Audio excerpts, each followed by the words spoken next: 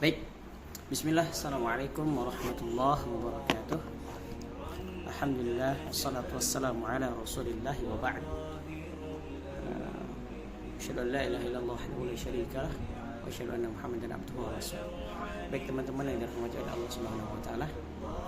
Kali ini saya akan membahas tugas presentasi, yakni terkait kebutuhan tugas Selekta Kapita PAI. Tugas ini berupa slide presentasi ya. Jadi saya akan sedikit bahas. Kebetulan saya mendapat judul tentang sistem pendidikan Islam di sekolah Islam ya. Dan saya coba merincikan lagi dan saya bahas. Dan ini berdasarkan pengalaman saya di dua sekolah saya buat, yakni sistem pendidikan Islam berbasis Al-Quran, kemudian hadis dan karakter nabawiyah. Kenapa demikian? Karena Islam itu ya, dari mana kita mempelajari Islam kalau bukan daripada Al-Quran, hadis dan sirah nabawiyah? Dari mana kalau bukan dari tiga ini? Ya, karena Islam datang ya dengan Al-Quran. Jadi di sini yang pertama adalah landasan dan tujuan. Apa sih landasan dasar daripada pendidikan sebenarnya? Yang saya ambil di sini adalah landasan pendidikan yang sebenarnya yang pertama adalah landasan ilahiyah, yakni wahyu, Al-Quran, hadis. Di sini saya mengambil Quran surah At-Tahrim, ya ayyuhalladzina amanu qu anfusakum wa ahlikum nar. Wahai orang-orang yang beriman, peliharalah dirimu dan keluargamu daripada api neraka. Kemudian di hadis kullukum ra'in. Kullukum pada Allah, saya lupa hadisnya. Bunyinya seperti itu ya, kullukum ra'in wa kullukum mas'ulun an ra'iyat. Enggak salah ya, kama qala Nabi sallallahu, yang artinya setiap kalian adalah pemimpin dan setiap pemimpin akan dimintai pertanggungjawaban atas apa yang telah dipimpin. Ya. Kemudian bagian B, tujuan utama daripada pendidikan Islam adalah yang pertama menjadikan peserta didik ya beriman dan bertakwa kepada Allah Subhanahu wa taala. Ya. Ini ada di surat Al-Baqarah, Quran surah Al-Baqarah ayat 2 sampai dengan 5. Kemudian nanti dicek sendiri ya Quran surah Al-Baqarah ya. Saya akan merincikan yang bagian berikutnya saja. Kemudian berakhlak mulia, Quran surah Al-Qalam ya, ayat 4. Oke, nanti dicek juga. Kemudian di hadis, sesungguhnya aku diutuskan untuk menyempurnakan akhlak mulia. Ini hadis tentang kenabian Nabi Muhammad SAW ya. Saya juga agak lupa ya hadisnya, kalau nggak salah yang ada ini, bu'istu liutammima makarimal akhlak, innamal bu'istu liutammima makarimal akhlak. Sungguhnya aku diutuskan kepada kalian untuk menyempurnakan akhlak yang mulia. Dan juga tujuannya itu adalah menjadi insan yang seimbang antara ruh, akal dan jasad. Ini dia ada di dalam Quran surah Al-Mulk. Ya, itu nanti dicek aja sendiri, diperhatikan artinya. Atau kalau tidak paham bisa dicek tafsirannya. Ada beberapa metode tafsir yang mudah kita mengerti, tafsir Al-Muyassar dan seterusnya. Kalaupun tidak mengerti maka fas'alu ahla dzikri in kuntum la ta'lamun. Silakan bertanya kepada ahli ilmu jika engkau tidak mengetahuinya. Barakallah. Kita lanjut ya tentang metode pendidikan nabawiyah. Saya katakan tadi.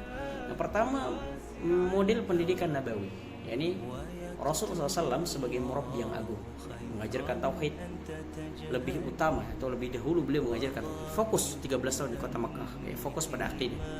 Ya, Nabi itu selama 13 tahun di Mekah fokus pada hal-hal seperti itu ya. Belum tahap pada ancaman, barang siapa yang tidak begini maka dia akan begini, barang siapa yang tidak begini maka dia akan begini. Tidak seperti itu ya. Belum ada ancaman-ancaman ya, maka dari itu adalah salah satu trik untuk mendidik ya. Kemudian mendidik sesuai dengan tahapan usia dan kondisi masing-masing. Ini apa ya, di dalam dunia pendidikan diferensiasi ya dalam mengajar. Makanya nggak semua anak itu mendapatkan porsi yang sama dalam pembelajaran. Maka mereka harus dibedakan. Karena kita harus petakan dulu, kita harus klasifikasikan dulu mereka nih si A, si B, si C ini bagaimana gitu. Ada yang memang karakter keimanannya belum tumbuh, kemudian mungkin pola pikir lambat, ada sebab-sebab yang menjadikan mereka seperti itu. Maka kita harus perhatikan sebagai seorang guru ya, atau lebih spesifik lagi guru yang berada di sekolah Islam, maka mereka harus mengerti dan harus belajar. Kemudian yang B dari metode pendidikan Nabawi, yakni pendekatan pendidikan Nabawi ya, tarbiyah bil qudwah, yakni keteladanan. Ya, sebagaimana guru ya, digugu dan ditiru. Maka sebelum kita memberikan teladan kepada siswa, maka hendaknya seorang guru harus lebih dahulu mengamalkan keteladanan daripada Nabi Shallallahu Alaihi Wasallam. Ya, bagaimana Rasulullah SAW mendidik dengan akhlak beliau, tarbiyah bil hikmah. Rasul menyampaikan dengan penuh kebijaksanaan dari Quran surah An-Nahl. Kemudian tarbiyah bit tadrij, bertahap, tidak terburu-buru. Tertib ya, tertib. Nabi itu SAW beliau mengajar itu dengan tertib. Itu tadi yang saya katakan masalah diferensiasi mengajar ya. Tidak semua di dalam kelas itu anak-anak mendapatkan pelajaran yang sama atau level pembelajaran yang sama. Karena ada anak yang memang tahap pembelajaran mungkin dia masih berada di level 2 ya, maka kita nggak bisa langsung menaiki dengan level 5 dan seterusnya, atau level 10 bahkan level 20. Maka kita perhatikan ya, kita harus naiki levelnya di level 2 dulu, kemudian dilanjutkan level 3, level 4 dan seterusnya ya, bertahap, tidak terburu-buru. Karena terburu-buru ini juga salah satu waswas setan ya, salah satu hal yang disukai setan adalah orang-orang yang terburu-buru. Ya, di sini dikatakan bertahap dan tidak terburu-buru, memperhatikan kesiapan. Ya, jadi apakah dia siap, maka akan kita lanjutkan pembelajaran. Jika tidak, maka kita stop dulu. Kita buat dia siap dulu. Tarbiyah bil amal, praktik langsung. Ya, gimana sahabat Nabi diajak langsung mengamalkan oleh Rasulullah SAW. Maka dari itu sebagai seorang guru, ya, hendaknya terutama guru di sekolah Islam, di sekolah umum juga, ya, karena di sana banyak orang-orang Islam.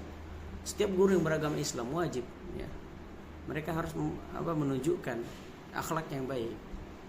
Ya, karena kita ini sebenarnya secara person ya mungkin kita membawa diri sendiri, tapi secara penglihatan umum masyarakat, orang lain, publik, maka dia akan melihat dari sisi terutama pasti agama. Ya, agama kita yang dilihat.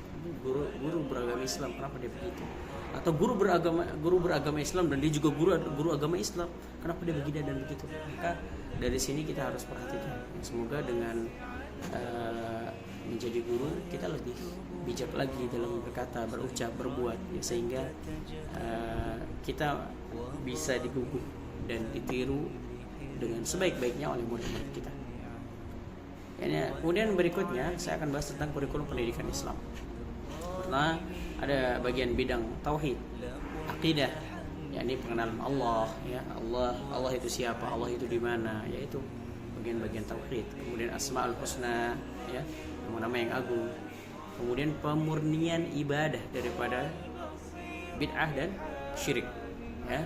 Jangan sampai ibadah kita terganggu dengan dua hal ini sehingga kita tidak punya tabungan amalan, ya. Karena syarat sah ibadah hanya ada dua. Yang pertama, ikhlas wal ittiba, yakni ikhlas kepada Allah semata-mata, kita ibadah hanya untuk Allah. Kedua, ittiba, yakni mengikuti sebagaimana Nabi SAW yang telah mencontohkan seluruh amalan kebaikan. Nabi telah mencontohkan, maka kita tinggal ikuti aja. Ya, jangan buat versi baru. Kita tidak butuh inovasi dalam beragama. Kemudian pembelajaran melalui kisah para nabi dan para sahabat, ya.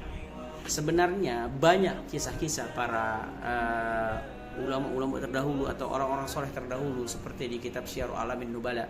Di situ banyak sekali kisah-kisah tentang orang-orang soleh terdahulu. Jadi sebisa mungkin sebagai guru-guru yang berada di sekolah Islam khususnya, maka hendaknya dia memberikan kisah-kisah yang baik, yakni kisah-kisah orang-orang soleh terdahulu. Bagaimana mereka belajar, bagaimana mereka bermuamalah, harus kisah-kisah seperti itu gitu. Kalau bisa, kalau semaksimal mungkin ya. Jangan kisah-kisah orang-orang yang kufar ya. Seakan-akan kita ini telah kehabisan orang-orang yang ibadahnya bagus di sisi Allah dan juga prestasinya bagus ya. Kemudian bidang ibadah praktis ya, seperti ya perkara-perkara dasar lah, wudu, sholat, puasa, zakat. Ya, mungkin kita bisa praktek, pasti ya kita bisa praktek wudu, sholat, kita bisa praktek puasa ketika jam puasa ya, ketika bulan Ramadan masih ada waktu untuk masuk pembelajaran, maka di situ kita akan melihat bagaimana siswa-siswa kita simulasi langsung terkait ilmu yang telah kita ajarkan. Kemudian penanaman niat ikhlas dan ittiba ya, yang tadi yang kita bahas di bidang tauhid dan akidah. Kemudian bagian C adalah bidang akhlak dan adab. Adab kepada Allah bagaimana? Salah satunya kita tidak boleh menduakan Allah. Kemudian adab kepada Rasulullah bagaimana? Salah satunya kita tidak boleh beramal selain contoh dari Rasulullah. Kemudian bagaimana adab kita terhadap orang tua kita, orang yang lebih tua yang bukan orang tua kita, atau bagaimana adab kita terhadap guru-guru kita agar ilmu kita berkah, atau bagaimana adab kita antara siswa dengan siswa lainnya, antara temannya. Nah, ini perlu diajarkan. Kemudian pembiasaan salam, kemudian pembiasaan tolong menolong, jujur, amanah dan seterusnya. Ya, ini adalah kebiasaan-kebiasaan yang sangat baik untuk diterapkan di lingkungan sekolah yang berbasis pendidikan Islam atau sekolah Islam. Kemudian bagian D, Al-Quran dan Hadis ya. Ini biasanya keunggulan di sekolah-sekolah Islam tuh diantaranya adalah tahfiz ya, menghafal Al-Quran, menghafal hadis, surah-surah pilihan atau juz-juz tertentu. Kemudian ada namanya tahsin, biasanya di sekolah-sekolah Islam ini harusnya ada ya seperti itu, biar tidak inilah, kadang ada sekolah Islam yang cuman adalah di Kota Tanjung Pinang ini sekolah Islam ya bagus, dia menerapkan beberapa hal yang kita udah bahas tadi, akan tetapi dia tidak memiliki kelas tahsin. Dia fokus pada hafalan, menambah hafalan, akan tetapi bacaannya tidak diperbaiki. Mungkin teman-teman bisa cek ya, hampir di seluruh tempat tahfiz itu mereka harus lulus dulu kelas tahsin baru boleh menghafal. Tujuannya apa? Agar dia tidak memperbaiki kesalahannya ketika sudah hafal gitu. Jadi dia tinggal memperbaiki atau menyempurnakan saja hal-hal yang memang belum sempurna ya. Dan memang sulit untuk sempurna, kita harus terus mengulang ya. Maka tahsin ini perlu. Banyak sekali orang-orang meremehkan tahsin ya, memperbaiki bacaan Al-Quran ya. Padahal Al-Quran itu turun dengan tajwid ya, dengan tahsin yang baik gitu, tidak asal-asal ya. Kemudian tadabbur yakni memahami makna tentang ayat yang sudah dihafal. Minimal ayat-ayat yang dihafal itu dipahamkan maknanya kepada siswa-siswa kita. Kenapa? Karena keutamaan penghafal Al-Quran itu tidak hanya sebatas dihafal doang ya, tapi dipahami maknanya kemudian diamalkan di dalam kehidupan sehari-hari. Kemudian hadis-hadis harian, hadis-hadis singkat ya, yang bisa menjadi pedoman mereka. Contoh misalnya la yashrabanna ahadukum qa'iman, tidaklah minum di antara kalian janganlah kalian minum dalam kondisi berdiri gitu. Kalau kadang anak-anak nih yang sudah kita didik ya, bagaimana untuk minum lebih beradab dengan duduk dan seterusnya. Kadang kenapa harus duduk gitu? Kan boleh berdiri. Mereka kalau tidak diajarkan hadis-hadis seperti ini, mereka tidak punya bantahan atau mereka tidak punya backupan diri. Karena ini malah menjadi kebimbangan di hati mereka, di ilmu mereka yang baru dapat itu sedikit malah bimbang ya. Kita mantapkan dengan hadisnya. Maka dari itu sebagai guru, ketika kita memerintahkan atau mengajarkan sesuatu, maka berikanlah hal-hal yang ilmiah, terutama apalagi anak-anak sekolah yang sudah tahap menengah ya, SMP, SMA, itu mereka sangat kritis. Maka dari itu kita harus berikan juga dengan alasan-alasannya, kenapa harus begini, karena begini ya. Contohnya juga bisa kita berikan dengan hadis-hadisnya ya, supaya dia tidak bimbang dengan keilmuan yang sudah dia pelajari. Kemudian yakni bahasa Arab ya, biasa di sekolah Islam itu tidak lari ya dengan bahasa Arab, pasti ada, itu sangat dekat sekali ya. Kemudian itu ada beririsan juga dengan Al-Quran dan hadis Ya, sehingga kalau kita memahami sedikit bahasa Arab, ya minimal kita banyak hafal kosakata, maka akan mudah kita untuk menghafal Al-Quran, menghafal hadis, bahkan memurojaah pun enak gitu ya. Ketika kita lupa mungkin kita ingat bagaimana kisah dalam Al-Quran atau hadis tadi, kita ingat bahasa Arab dan kita paham artinya, maka kita bisa melanjutkan hafalan kita yang lupa insyaallah taala. Ya, ini pengenalan mufradat harian ya, dasar ya, nahwu dan percakapan, sederhana lah. Kemudian ilmu umum ya yang bermanfaat pasti ya, karena kita juga mengikuti Kementerian Pendidikan ya, pasti ada ilmu pengetahuan alam, matematika, ilmu pengetahuan sosial, bahasa Inggris, bahasa Indonesia dan seterusnya.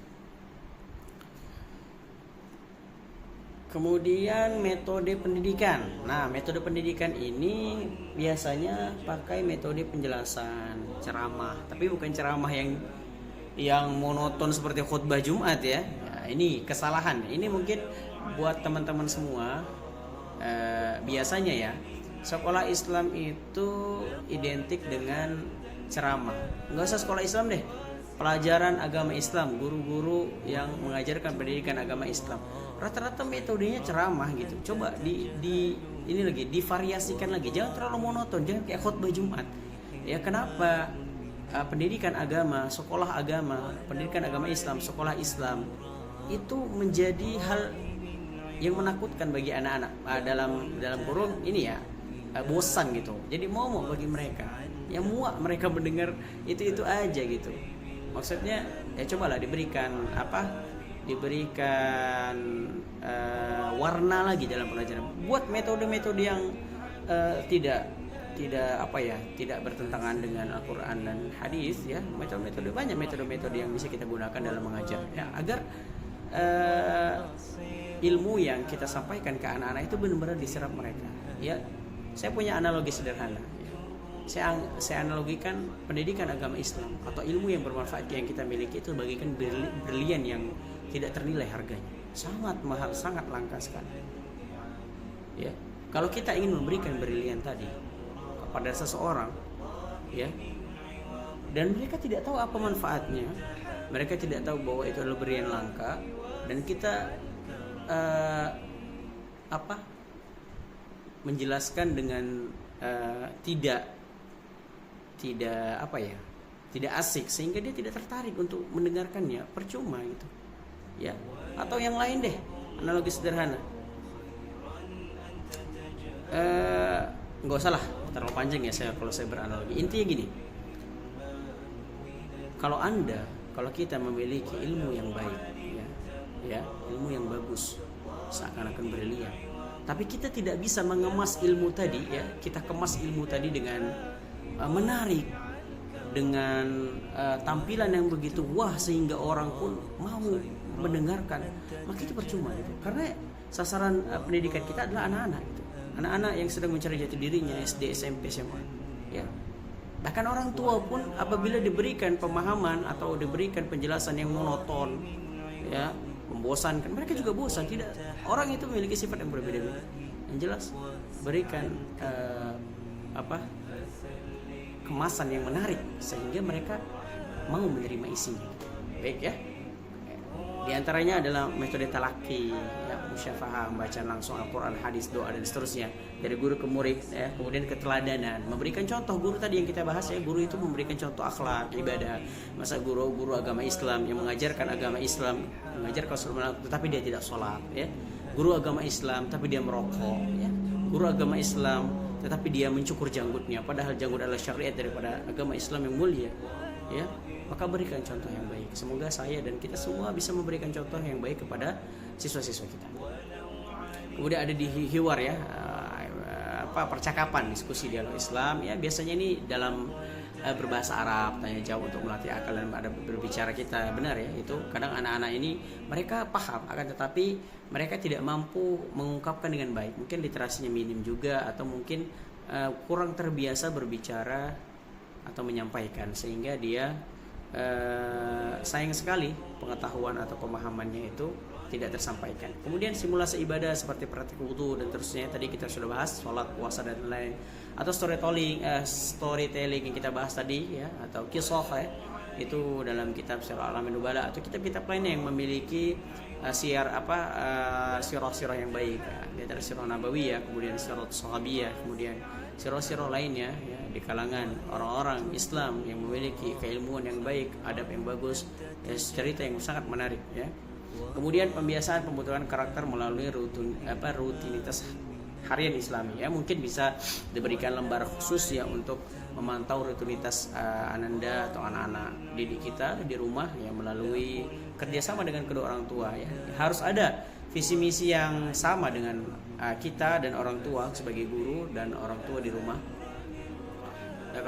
Kalau kita tidak menyatukan visi misi, maka itu akan sangat berat sekali tantangannya. Tapi kalau visi misi kita dengan orang tua murid itu satu jalan, maka insya Allah anak akan mudah dibentuk karakternya lebih baik lagi dan terus berkembang insya Allah. Jadi itu ya teman-teman yang dapat saya sampaikan ya, terkait metode pendidikan Islam di sekolah Islam ya. Saya bawa lagi judul kecilnya, Sistem Pendidikan Islam Berbasis Al-Quran, Hadis, dan Karakter Nabawiyah. Maka itu tadi beberapa poin-poin yang saya sampaikan yang harus bahkan wajib ada di sekolah-sekolah Islam. Mungkin hanya itu yang dapat saya sampaikan. Mohon maaf teman-teman atas segala kekurangannya, karena segala kesalahan itu datang daripada diri saya karena keterbatasan ilmu pengetahuan yang saya miliki, dan juga karena syaitan, dan kebenaran itu hanya datang daripada Allah Rabbul Izzati wal Jalalah. Saya tutup, saya ucapkan terima kasih, jazakumullahu khairan buat teman-teman sekalian. Barakallahu fikum wa zadakumullahu ilman nafi'an. Assalamualaikum warahmatullahi wabarakatuh.